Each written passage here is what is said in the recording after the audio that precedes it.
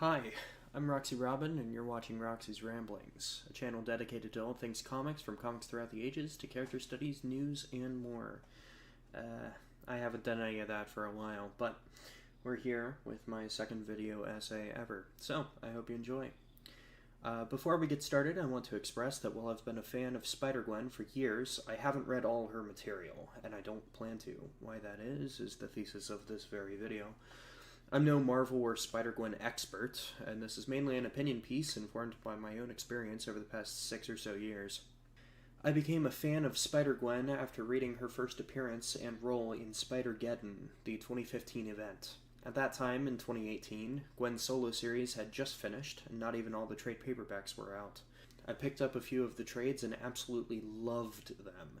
They quickly became my favorite comic series.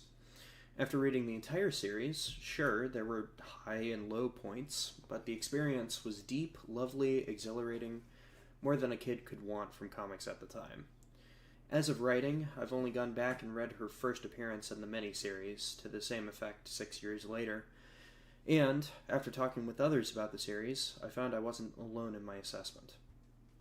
Great, perfect. What's the issue? Well, I drove down to my local comic shop a little bit ago, bought the brand new Spider-Gwen issue of her new series, Spider-Gwen Ghost Spider #1. Didn't hate it, but walked away from the experience disappointed. That's what we're talking about today. What makes Spider-Gwen so bad now? What changed? I think it stems primarily from a single factor, the lack of direction of the Spider-People that Marvel has. What do I mean by that? Well, at the time of this recording, the Spider-People are all in a nebulous state. Spider-Man is selling well as always, but his flagship title, The Amazing Spider-Man, seems to be struggling, with the fan base seemingly split 50-50 on whether it's actually good. The Venomverse is trying its damnedest to be a big deal, and while many enjoy it, it's not exactly turning out to be as revolutionary as Marvel would hope.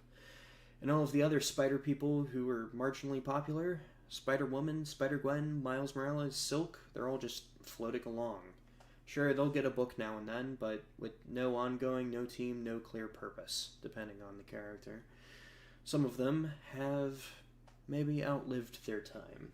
If I were to point to any time where Spider-Gwen fell, it would be after her original ongoing concluded.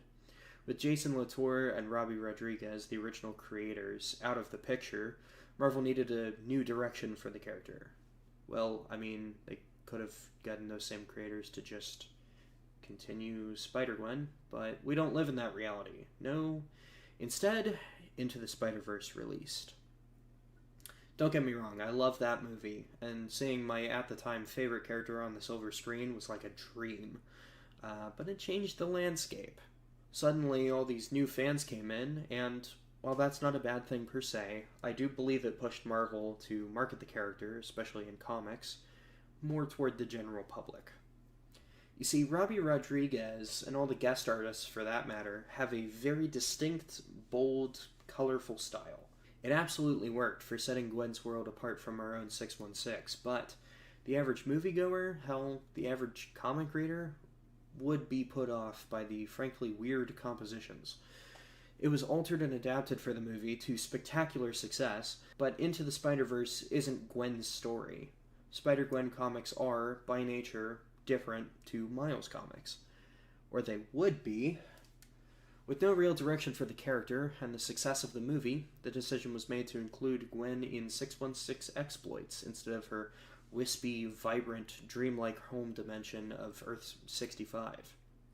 She still visits on occasion, and even the odd comic is set there, but no artist has even attempted to capture the magic of Rodriguez's art, much less brought back that original style. So what are we, the fans, left with? Spider-Gwen in unsatisfying stories and crossovers, barely in her own world, barely with her own supporting characters, and no semblance of the style, writing or art, that made her popular in the first place. Spider-Gwen was unceremoniously killed by the company who made her simply because they didn't put in enough effort to keep her special. Thank you guys a ton for watching. This took a while to make, actually has been sitting on the shelf for months now, so I'm glad I finally got it to you all. I plan to make more video essays like this one soon, and really get back to the comic side of my world. So, let me know if you have any ideas or suggestions of videos you'd like to see. Until then, Skull. See you next time.